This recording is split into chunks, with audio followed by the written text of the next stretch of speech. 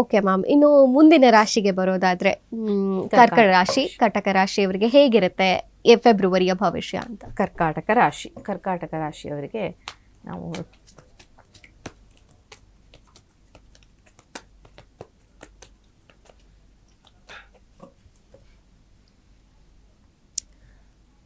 ಅವರ ರಿಲೇಶನ್ಶಿಪ್ಪು ಮತ್ತೆ ಹಣಕಾಸು ಹಾಗೇನೆ ಆರೋಗ್ಯ.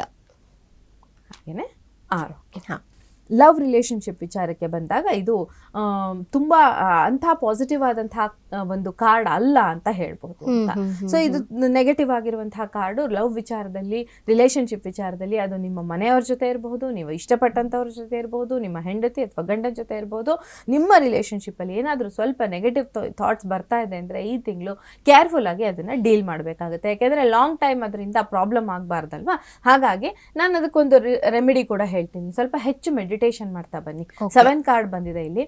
ಸೊ ಹೆಚ್ಚು ಮೋಕ್ಷಕ್ಕೆ ಕಾರಕನಾದಂತಹ ಒಂದು ಕೇತುವಿನ ಇದು ಕನೆಕ್ಷನ್ ಬರ್ತಾ ಇರೋದ್ರಿಂದ ಹೆಚ್ಚು ಮೆಡಿಟೇಷನ್ ಮಾಡಿದಷ್ಟು ನಿಮಗೆ ಇರುವಂತಹ ತೊಂದರೆಗಳು, ಅಂದರೆ ರಿಲೇಶನ್ಶಿಪ್ ಇಲ್ಲಿ ಇರುವಂತಹ ತೊಂದರೆಗಳು ನಮಗೆ ನಿವಾರಣೆಗೆ ಅವಕಾಶ ಇರುತ್ತೆ. ಇನ್ನು ಅವರ ಹಣಕಾಸನ್ನು ನೋಡೋದಾದ್ರೆ, ಅವರ ಹಣಕಾಸಿನ ವಿಚಾರಕ್ಕೆ ಬಂದಾಗ ಜಲಸ್ ಜಾಸ್ತಿ ಆಗಿದೆ. ನಿಮ್ಮಲ್ಲೂ ಜಲಸ್ ಇದೆ, ನಿಮ್ಮನ್ನ ನೋಡಿ ಜನ ಜಲಸ್ ಪಡ್ತಾ ಇದ್ದಾರೆ. ನಿಮ್ಮ ಹತ್ರ ಏನಿದೆ ಅಂತ ಯಾರ ಹತ್ರನೂ ತೋರಿಸ್ಕೊಳ್ಬೇಡಿ ಈ ಸಮಯದಲ್ಲಿ. ಯಾಕೆಂದ್ರೆ ನಜರ್ ಅಂತ ಇತ್ತೀಚಿನ ದಿನಗಳಲ್ಲಿ ಎಲ್ಲ ಕೇಳಿರ್ತೀವಿ, ತುಂಬ ಖಂಡಿತ ನಿಜ ಇದೆ ಅದು.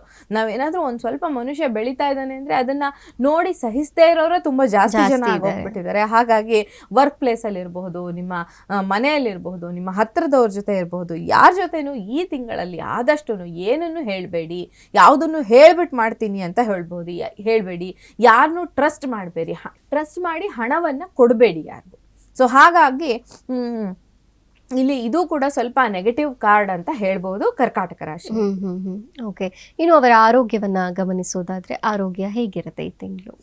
ಆರೋಗ್ಯದ ವಿಚಾರದಲ್ಲಿ ಇದು ಪಾಸಿಟಿವ್ ಆದಂತಹ ಕಾರ್ಡ್. ಯಾವುದೇ ರೀತಿಯ ಆರೋಗ್ಯದ ಸಮಸ್ಯೆಗಳು ನಿಮಗೆ ಈಗ ಹೆಚ್ಚು ತೊಂದರೆಯನ್ನು ಕೊಡೋದಿಲ್ಲ ಕರ್ಕಾಟಕ ರಾಶಿಯವರಿಗೆ. ನೀವು ಅಂದುಕೊಂಡಂತಹ ಕೆಲಸಗಳನ್ನು ಮಾಡೋದಕ್ಕೆ ನಿಮ್ಮ ಒಂದು ಎನರ್ಜಿ, ನಿಮ್ಮ ಒಂದು ಆರೋಗ್ಯ ಸಹಕಾರಿಯಾಗಿರುತ್ತೆ ಅಂತ ಹೇಳ್ಬೋದು. ಓಕೆ, ಇನ್ನು ಏಂಜಲ್ ಗೈಡೆನ್ಸ್ ಏನ್ ಸಿಗುತ್ತೆ ಕರ್ಕಾಟಕ ರಾಶಿಯವರಿಗೆ?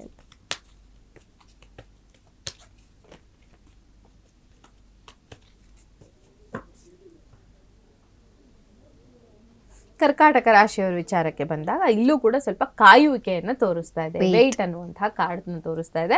ಹಾಗಾಗಿ ಸ್ವಲ್ಪ ನೀವು ಕೂಡ ಯಾವುದೇ ಕೆಲಸ ಮಾಡೋದಕ್ಕೆ ಮುಂಚೆ ಸ್ವಲ್ಪ ಕಾದು ಯೋಚನೆ ಮಾಡಿ. ವೇಟ್ ಮಾಡಿ ಅಂತ ಹೇಳಿದ್ರೆ ಏನರ್ಥ ಅಂದ್ರೆ ಸ್ವಲ್ಪ ಕಾಯ್ಬೇಕು ಅಂತ. ಇದು ಸರಿಯಾದ ಸಮಯ ಅಲ್ಲ ನೀವು ಅನ್ಕೊಂಡಿರೋದನ್ನ ಮಾಡೋದಕ್ಕೆ ಅಂತ. ಸೊ ಹಾಗಾಗಿ ವೇಟ್ ಮಾಡಿ, ಆ ನಂತರ ಕೆಲಸವನ್ನ ಮಾಡೋದು ಒಳ್ಳೇದಾಗುತ್ತೆ. ಸೊ ಮೇಡಮ್, ಈಗ ಕರ್ಕಾಟಕ ರಾಶಿಯವರ ಬಗ್ಗೆ ಮಾತಾಡಿದ್ವಿ.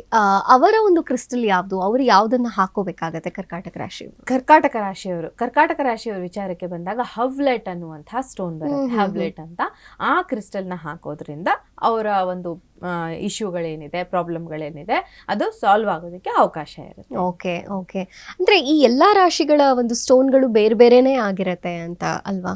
ಅಂದ್ರೆ ಈಗ ಒಂದು ರಾಶಿಗೆ ಹೇಳಿದಂತಹ ಸ್ಟೋನ್ ಬೇರೆ ರಾಶಿಗೂ ಸಜೆಸ್ಟ್ ಮಾಡ್ತೀರಾ? ಖಂಡಿತ ಆಗತ್ತೆ.